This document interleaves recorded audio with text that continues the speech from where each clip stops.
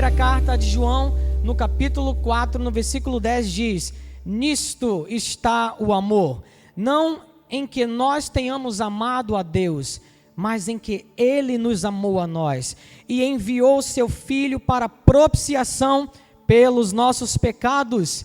Diz a Bíblia nesse texto que nós estamos utilizando como base, que o amor se consiste no fato de entendermos de que nós somos amados por Deus, e não no nosso esforço em querer mostrar a Deus o quanto nós o amamos, como a religião exige muitas vezes de nós.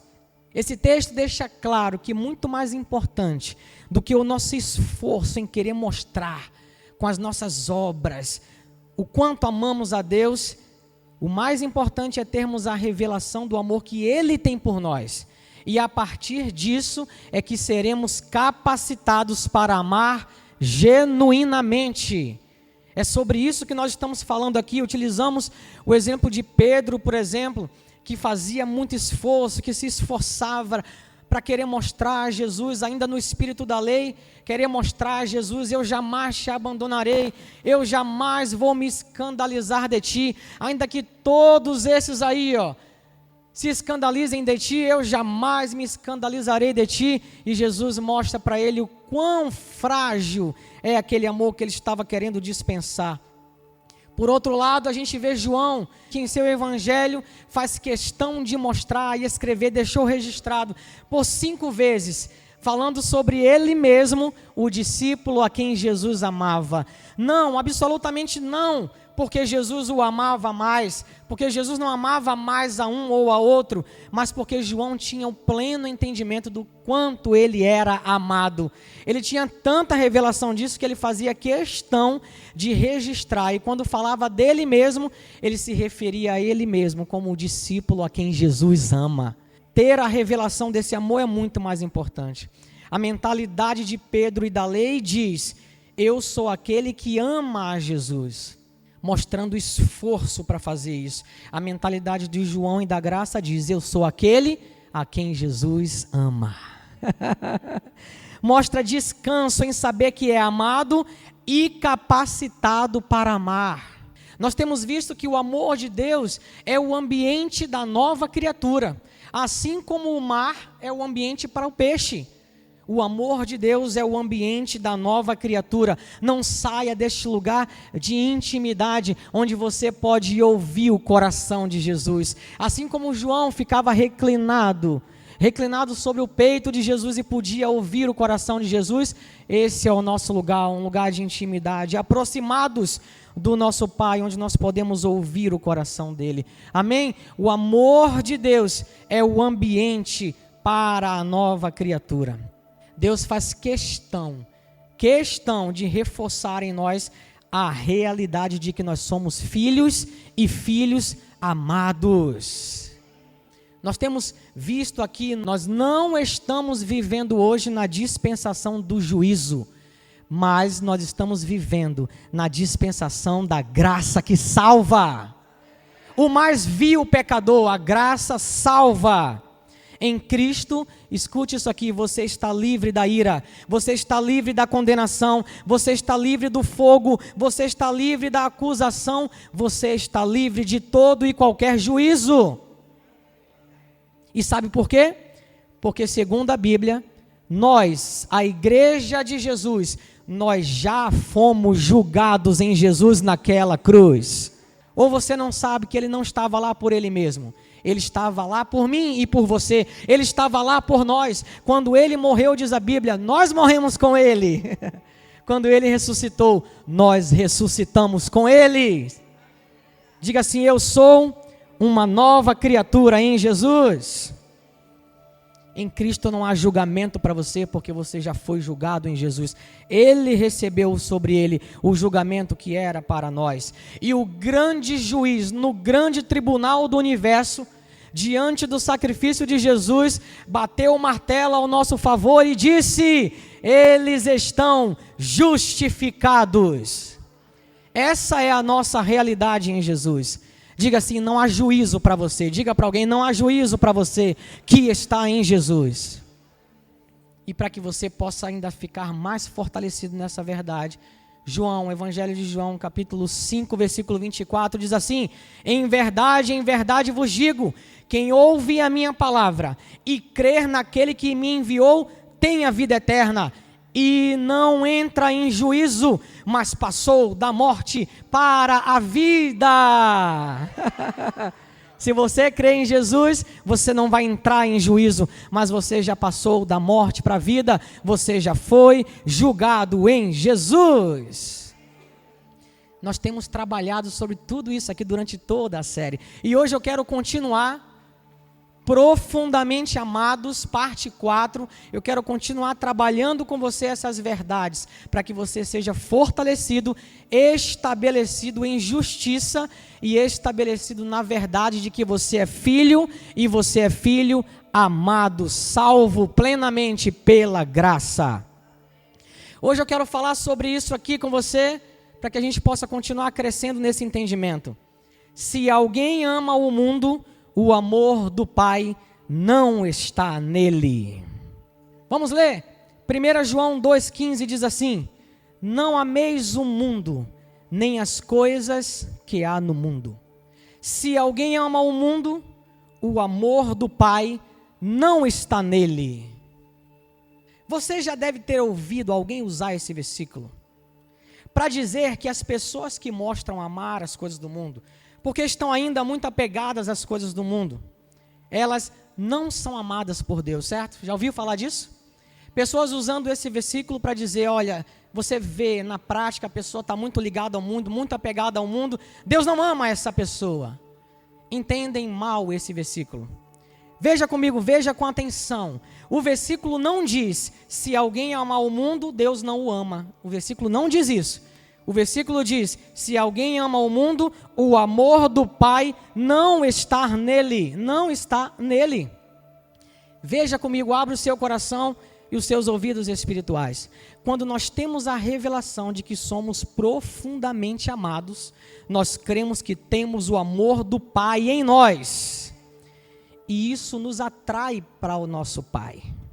Consequentemente, por estarmos perto do nosso Pai, por entendermos, termos a plena revelação do quanto somos amados, nós nos achegamos a Ele, somos atraídos por Ele, e consequentemente, como fruto, como resultado, nós ficamos afastados do mundo, do seu sistema e dos seus prazeres enganosos e efêmeros. O que o texto está dizendo não é que Deus não ama essas pessoas. Deus ama com ágape. O amor dele é ágape, é um amor que não espera troca. É um amor perfeito, que a gente não consegue entender com a mente. Você nunca vai conseguir entender graça com a mente. Você nunca vai conseguir entender amor ágape com a mente. Mas no seu espírito você pega. Mas no seu espírito você tem a revelação. O filho que ainda não amadureceu. Existem muitos filhos, são salvos, são filhos, mas que ainda não amadureceram e vive muito apegado ainda às coisas do mundo. Na verdade, o que ele não entendeu ainda é o quanto é amado. O texto diz isso, o amor do Pai não está nele, ou seja, ele não entendeu ainda o quanto é amado, ele não entendeu ainda que é profundamente amado. O texto não diz que o Pai não ama ele, mas diz que ele precisa crescer no entendimento, na revelação do quanto é amado. Sabe por quê? Jesus é irresistível, o Pai é irresistível quando ensinado da forma certa. Quanto mais você crescer no entendimento desse amor, mais você vai querer estar mergulhado e próximo desse amor. E quanto mais mergulhado e próximo desse amor, mais longe do mundo, dos seus prazeres efêmeros, nós vamos estar. Vocês estão compreendendo? Que isso não é um esforço nosso, isso é um fruto natural da nova criatura. A nova criatura não tem prazer no mundo, a nova criatura tem prazer no Pai. O quanto mais ela entende que é amada, mais ela quer estar próximo do Pai, mais ela quer renovar a sua mente na palavra e pela ação do Espírito se tornar uma pessoa cada vez mais parecida com Jesus. Eu quero fazer questão de avançar hoje nesse entendimento para que você possa crescer um pouco mais. Amém? Para que juntos nós possamos crescer um pouco mais. Vamos ver? Vamos entrar um pouco mais nesse assunto. Efésios 3, 16 a 18 diz assim: e peço a Deus que, da riqueza da sua glória, Ele, por meio do seu Espírito, dê a vocês poder para que sejam espiritualmente fortes. Peço também que, por meio da fé, Cristo viva no coração de vocês, e oro para que vocês tenham raízes e alicerces no amor.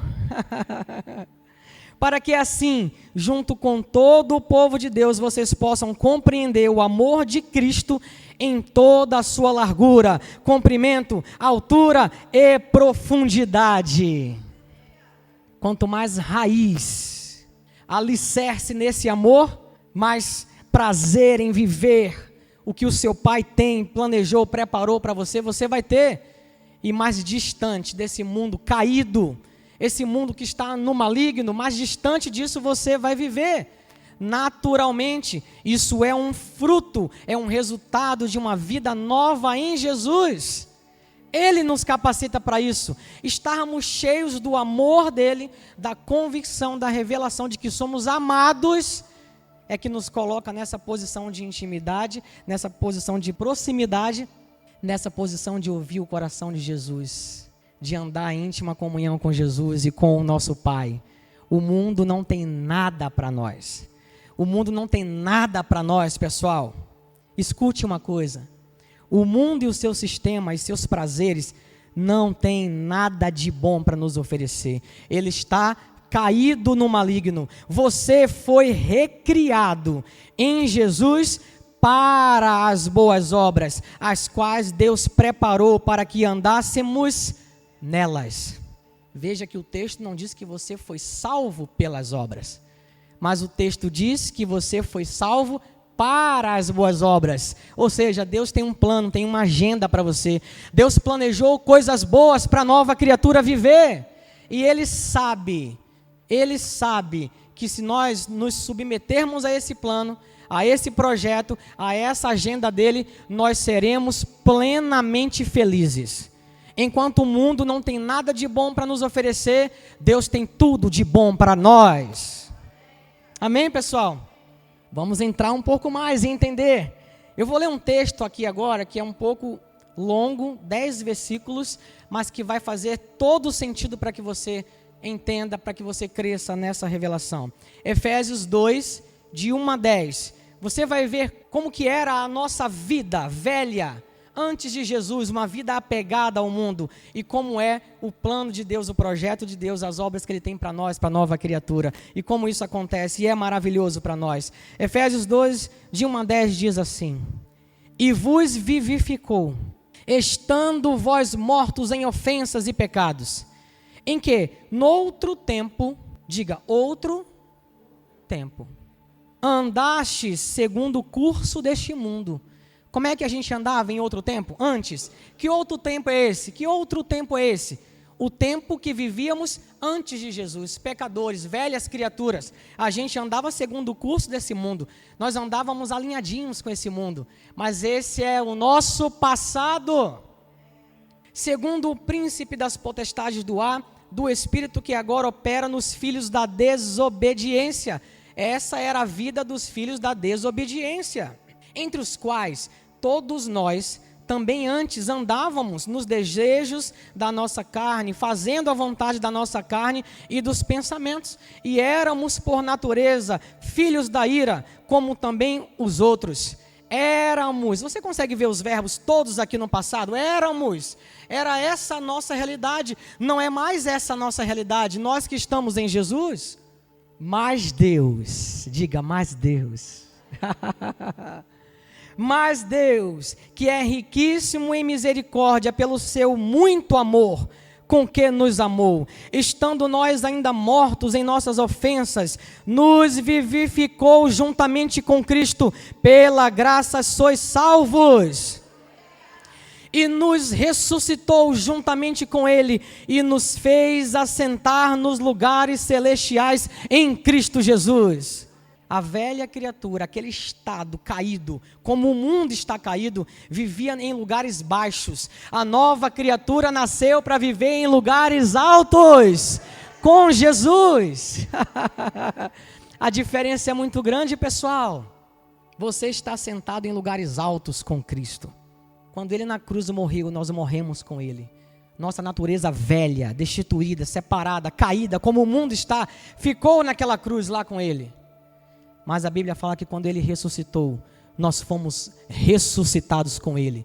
Nós temos uma nova identidade, nós somos novas criaturas em Cristo Jesus.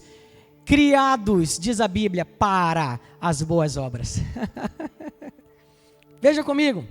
Para mostrar nos séculos vindouros as abundantes riquezas da sua glória, pela sua benignidade para conosco em Cristo Jesus. Porque pela graça sois salvos, por meio da fé, e isto não vem de vós, é dom de Deus, é um presente de Deus, não vem das obras, para que ninguém se glorie, porque somos feitura sua, criados em Cristo Jesus, para as boas obras, as quais Deus preparou para que andássemos nelas. Escute aqui, a salvação é uma dádiva, é um presente, é um dom. O texto é claro e não tem nada a ver com as nossas obras, nada a ver. É um dom, é um presente, tem a ver com um trabalho completo, concluído, consumado de Jesus. A salvação é uma dádiva maravilhosa. Nós não temos participação alguma no trabalho de Jesus em relação à salvação. Jesus é e sempre foi suficiente. Diga, Jesus é suficiente. Qual é a nossa parte nesse negócio? A nossa parte é crer. A gente não tem parte no trabalho, porque o trabalho foi completo. A nossa parte é crer. Diga, eu creio em Jesus.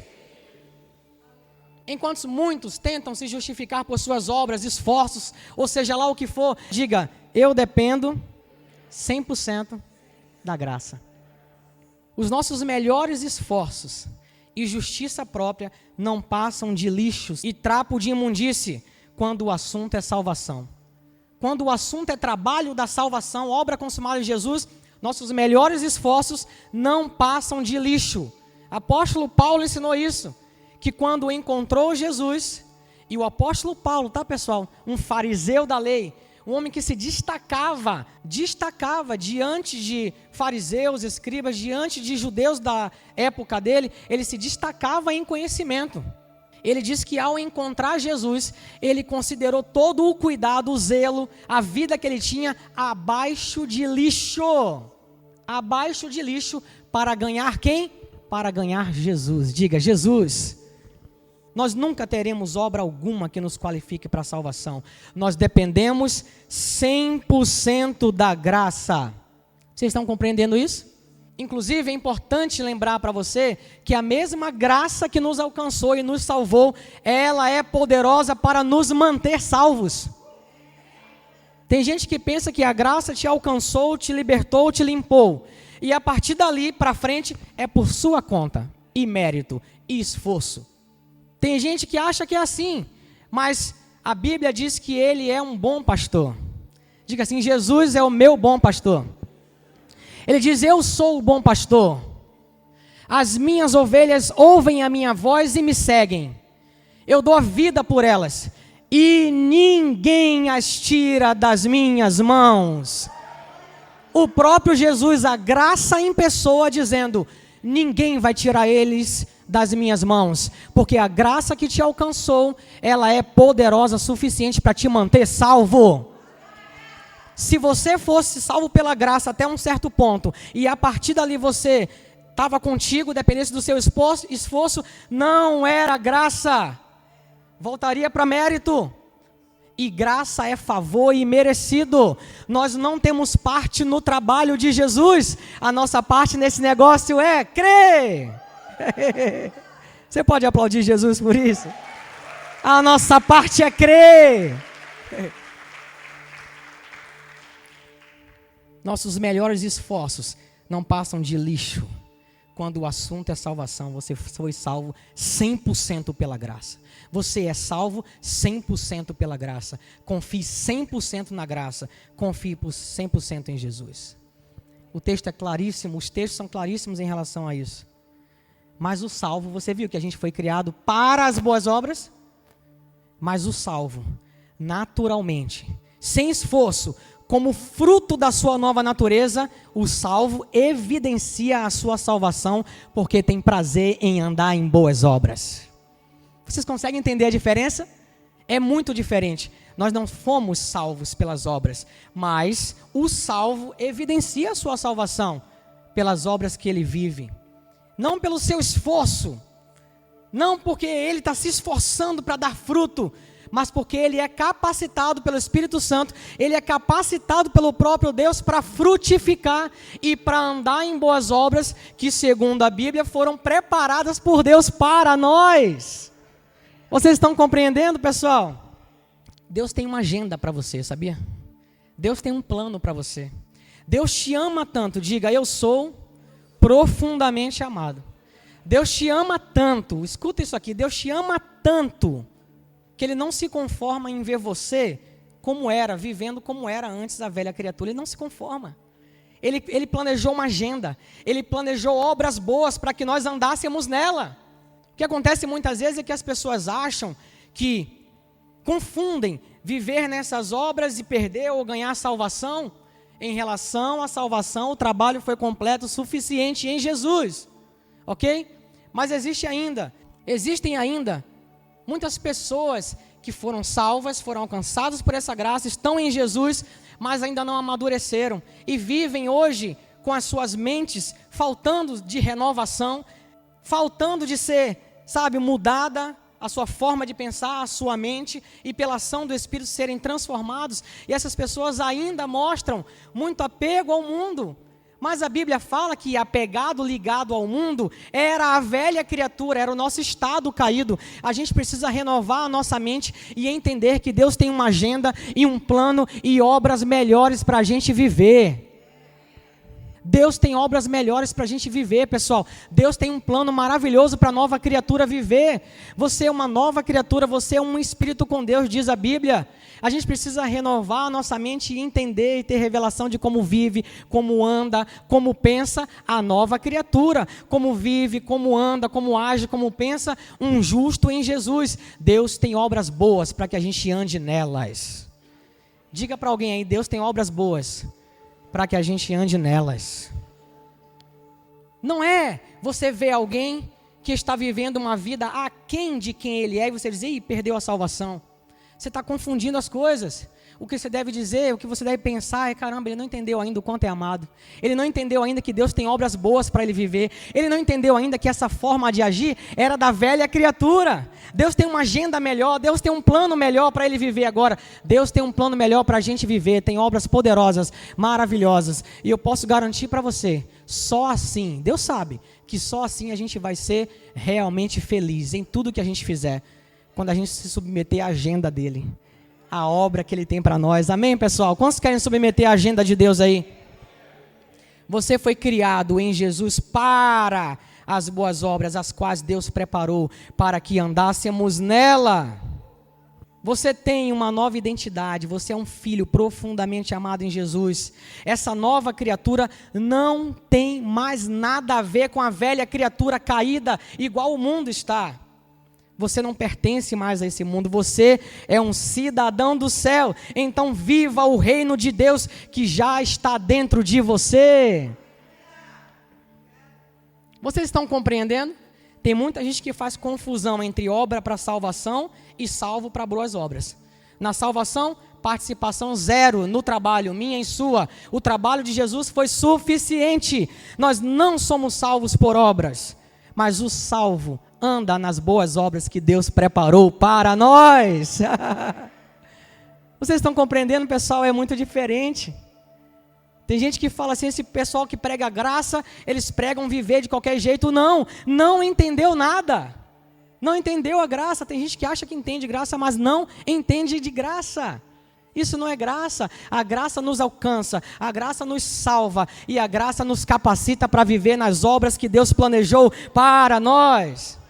Como novas criaturas nós temos que crescer, amadurecer, amém? Renovar a nossa mente na palavra e pela ação do Espírito nos submeter e sermos transformados por Jesus, por sua palavra. Dessa forma, cada vez mais nós vamos nos tornar pessoas mais parecidas com Jesus. Amém, pessoal?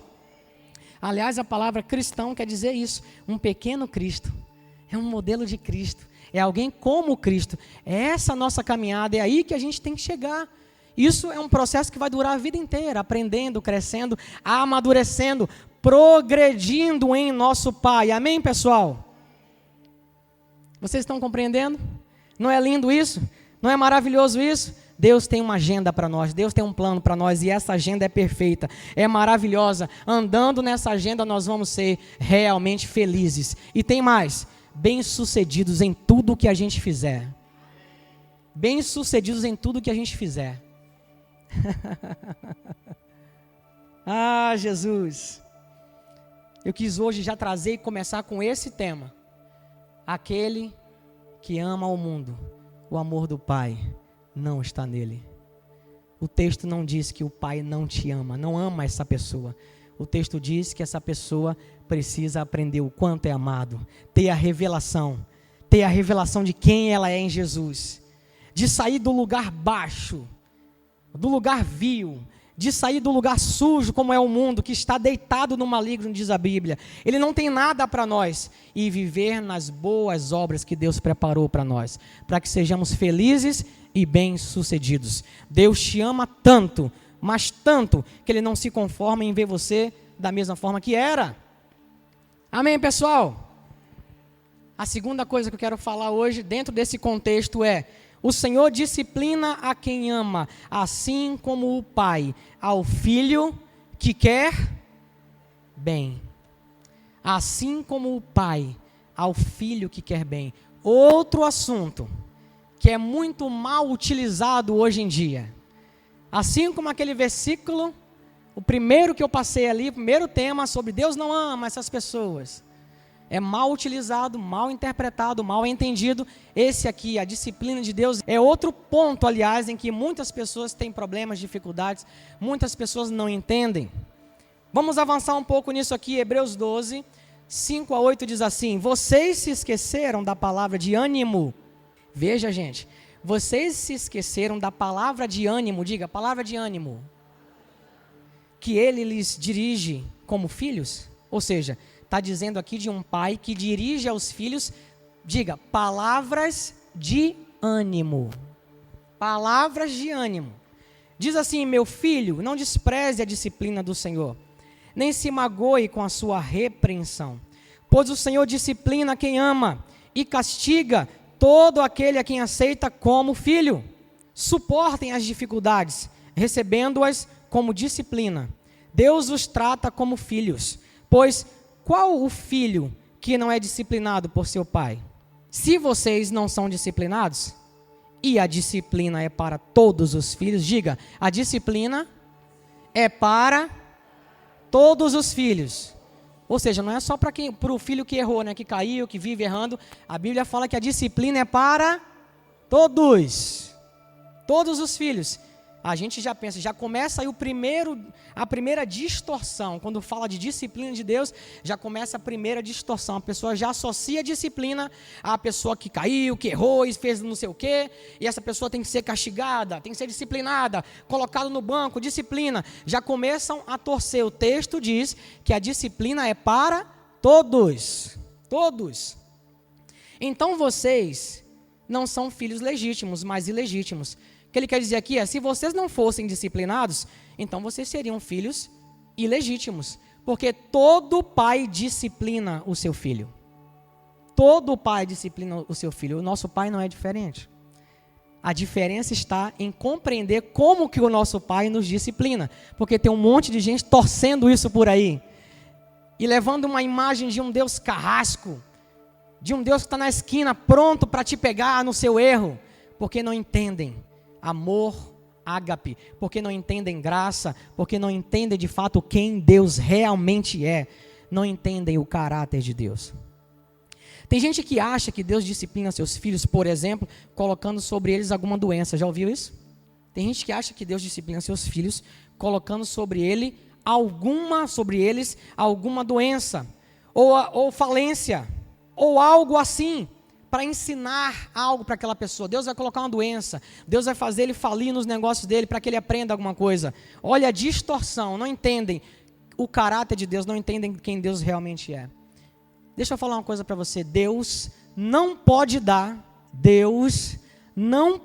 o que ele não tem. Deus não tem doença, Deus não tem falência, Deus não tem miséria, Deus não tem nada de ruim. A Bíblia fala que toda sorte de bênção vem do Pai das luzes, vem dele. O que Deus tem é bem, é bondade para descarregar sobre nós. Deus não pode dar o que ele não tem, ele não tem doença para dar. Agora eu vou tentar explicar para você por que as pessoas chegam a essa conclusão.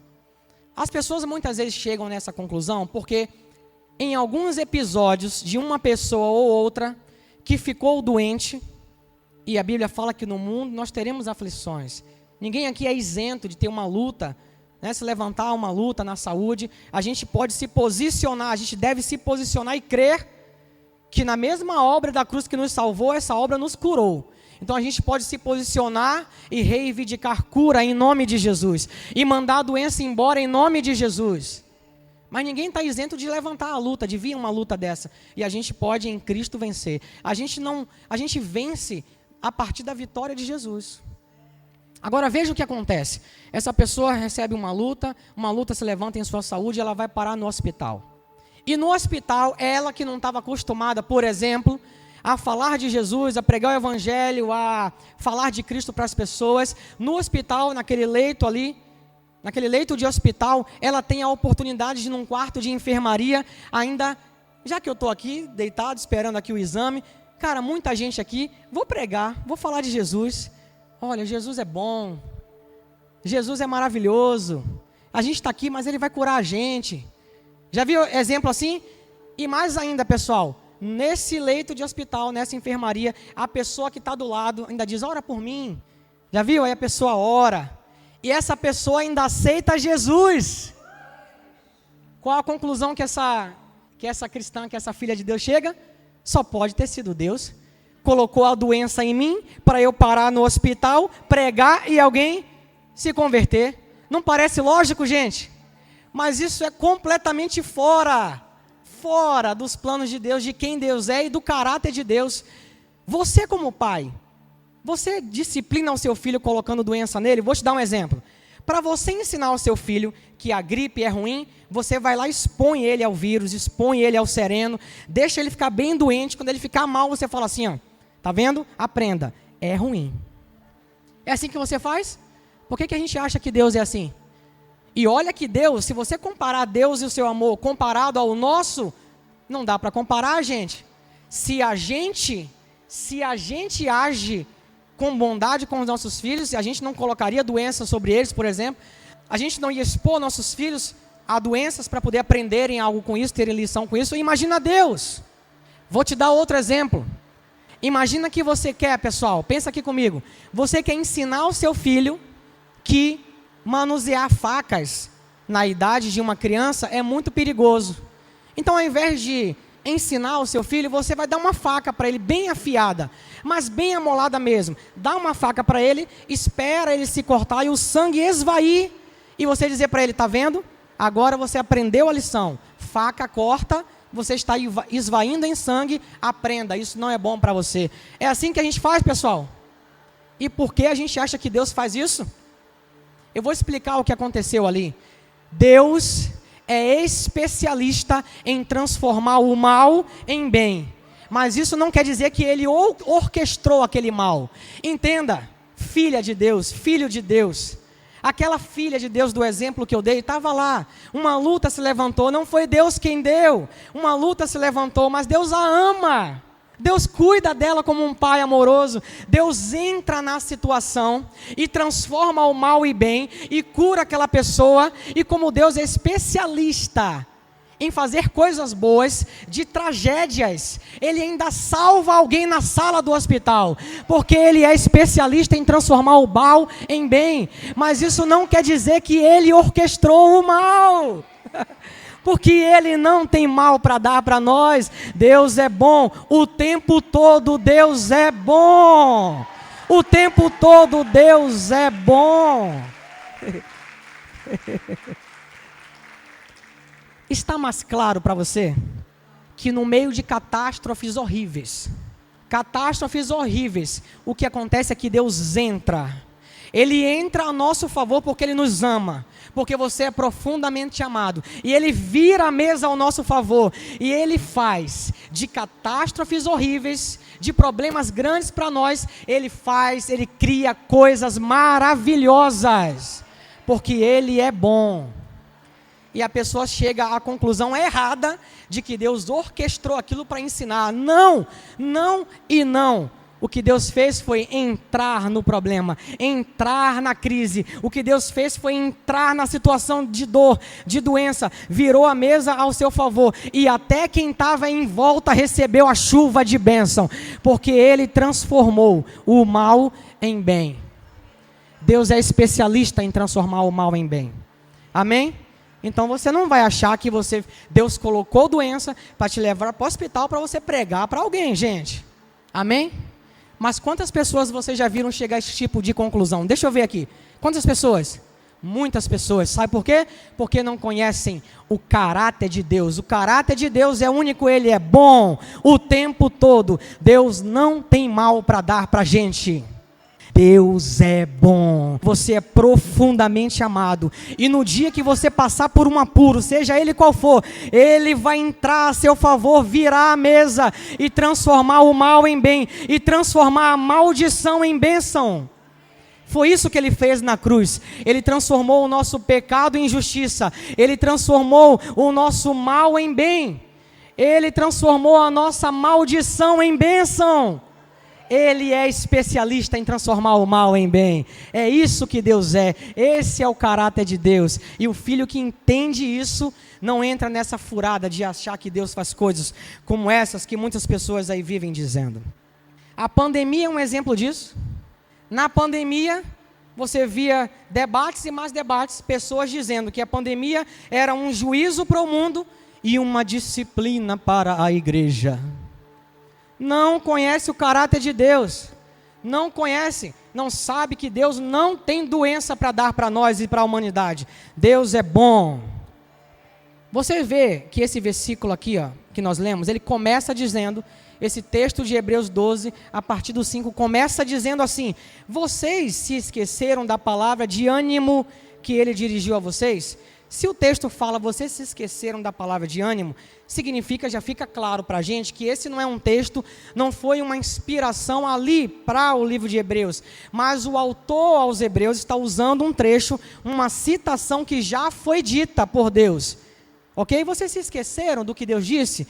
Das palavras de ânimo que Deus disse sobre vocês? E essa citação está em Provérbios, pessoal. Provérbios capítulo 3, versículos 11 e 12, que dizem assim: Filho meu, não rejeites a disciplina do Senhor, nem te enfades com a sua repreensão, porque o Senhor repreende a quem ama, assim como o pai a quem o filho lhe quer bem, assim como o pai a quem o filho quer bem.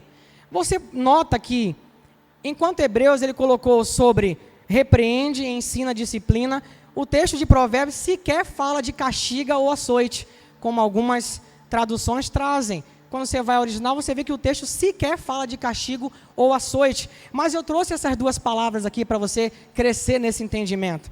A palavra disciplina, correção no original, é paideu. E paideu significa educar, treinar, instruir, como um pai corrige e instrui e disciplina um filho. A palavra que foi traduzida aqui como castiga ou açoita, em algumas traduções, é mastigou, que quer dizer advertir, admoestar alguém no seu modo de pensar ou agir, o mesmo que educar. Ou seja, está falando da mesma coisa. O autor aos Hebreus usou dois verbos, duas palavras para falar da mesma coisa, que sequer o texto original citado em Provérbios trouxe. Mas tem gente que gruda no castigo e no açoite. Tem gente que gruda aí, no castigo e no açoite. Deus disciplina os seus filhos, pessoal? Sim, diga sim. Porque a Bíblia fala que se Ele não nos disciplinasse como pai, nós não seríamos filhos legítimos. Ele disciplina sim. Mas eu quero mostrar para você como que Deus faz isso. Não é colocando doença como muitos pensam.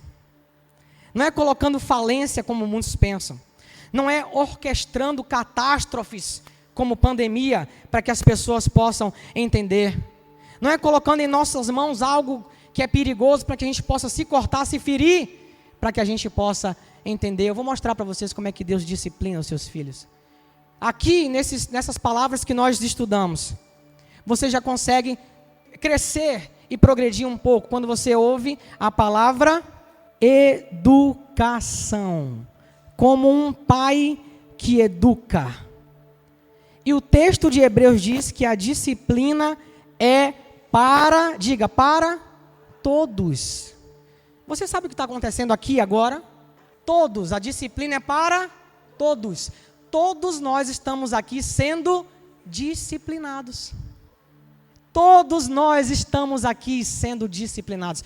Toda vez que você vai à palavra, toda vez que você expõe a sua vida à ministração da palavra, nós, como filhos, estamos sendo disciplinados pelo nosso Pai. Como é que o Pai disciplina os seus filhos? Vamos ver? Veja comigo. Primeiro eu quero que você tenha em mente que Deus é amor. Diga, Deus é amor. Diga, eu sou um filho profundamente amado.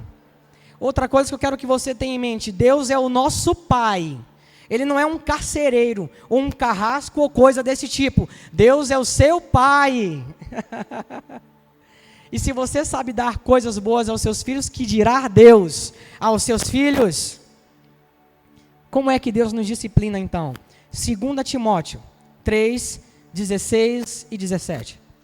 Diz assim: toda a Escritura é inspirada por Deus e útil para o ensino, para a repreensão, para a correção ou disciplina e para a instrução ou educação na justiça, para que o homem ou a mulher de Deus sejam aptos e plenamente preparados para toda boa obra.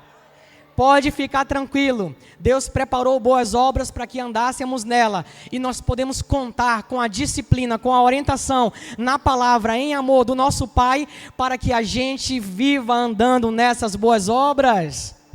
Não é um esforço nosso, é um fruto de uma vida normal, natural da nova criatura. Pensa comigo aqui, alguém já viu uma árvore, uma macieira, por exemplo? Alguém já viu uma macieira fazer esforço para dar fruto? Alguém já viu isso aqui? Imagina lá, você está olhando uma macieira e de repente você vê ela se contorcendo. E de repente ela faz uma força e pum, saiu uma maçã. É assim, pessoal? Você vai e observa uma laranjeira. E a laranjeira, da mesma forma, ela vai se esforçando e se contorce. Você vê a árvore se contorcer e de repente, pum, e sai um fruto. É assim, pessoal? Naturalmente, a árvore frutifica. A Bíblia fala que nós fomos enxertados na videira verdadeira que é Jesus. Se você e eu, como filhos amados, se nós sabemos, temos o entendimento, a revelação de que estamos enxertados em Jesus, nós estamos em Jesus, naturalmente nós vamos frutificar. Não é um esforço nosso, é resultado da seiva que sai da videira verdadeira de Jesus para nós. É isso. Aquela seiva que sai da árvore de Jesus para nós. Sabe como é que é a disciplina do nosso Pai? A disciplina do nosso Pai, a repreensão, a correção do nosso Pai é para que a gente seja educado na justiça. Diga, na justiça. Ele nos educa na justiça. Ele nos disciplina na justiça. Veja comigo Hebreus 5:13 diz assim: porque qualquer que ainda se alimenta de leite não é experimentado na palavra da justiça, porque é menino. Por isso que eu falei, tem um monte de novas criaturas salvas, sem saber que Deus criou obras maravilhosas, poderosas, especiais, para que você possa andar e viver nelas. Tem gente que não entendeu ainda que não é mais aquela velha criatura, não entendeu ainda que não vive mais caído como o mundo caído está, mas que você foi plantado, você foi colocado em lugares altos em Jesus. Você nasceu para dar certo, você nasceu para vencer, você nasceu para viver uma vida bem-sucedida e completamente abençoada em Jesus. Nosso Pai nos instrui, nosso Pai nos disciplina na palavra da justiça.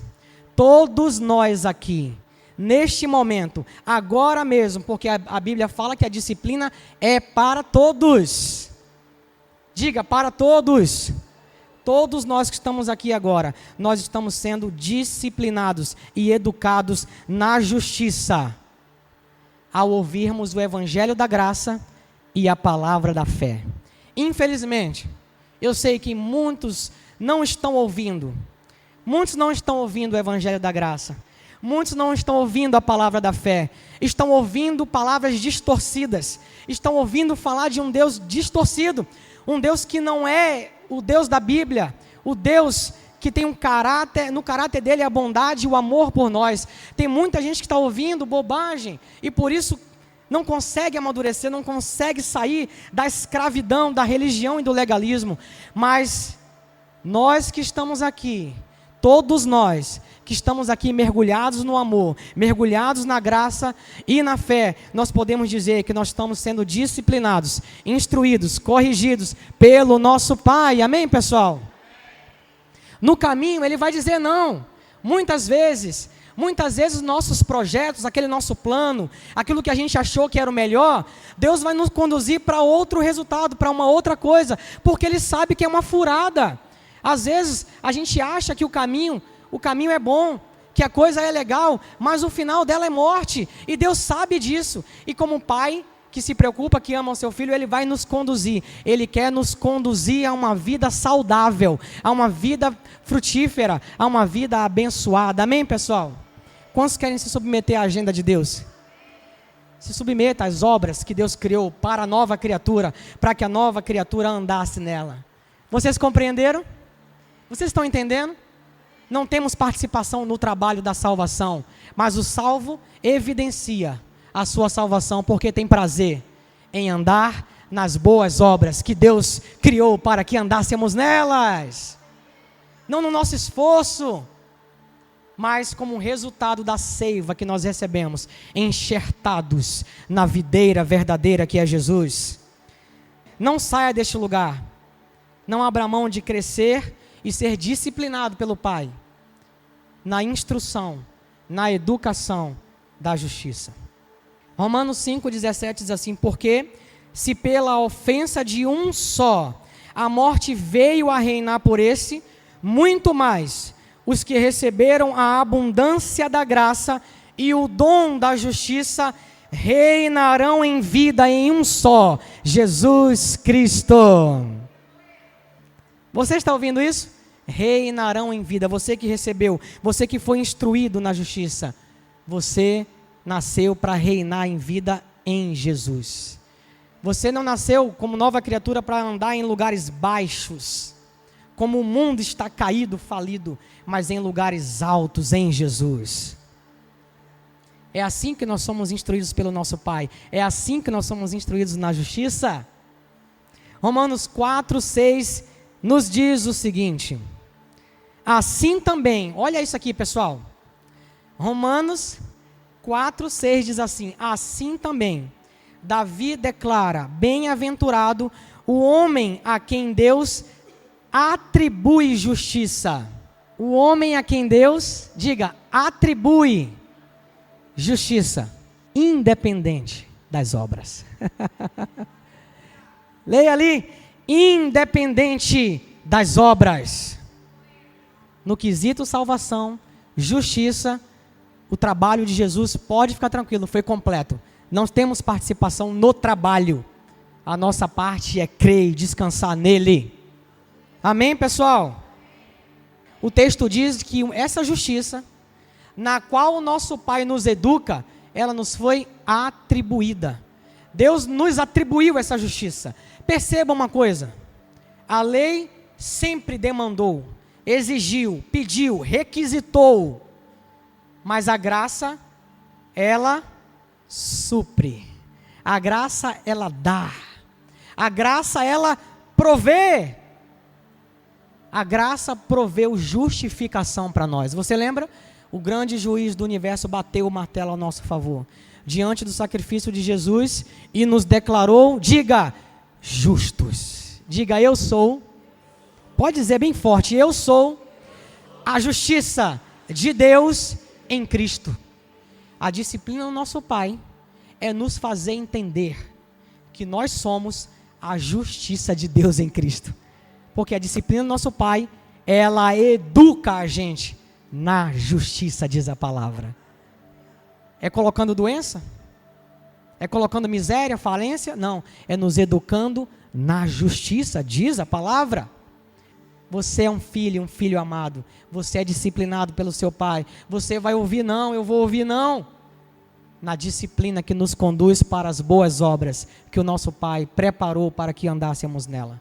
Na disciplina, na educação da justiça. A justiça, você sabe o que é a justiça? Escuta isso aqui. A justiça, se você pegar isso aqui com o seu espírito, nada nem ninguém vai segurar você. A justiça restaura ao homem tudo que o homem perdeu na queda.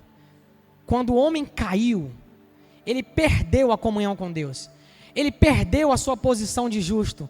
Ele perdeu a sua posição.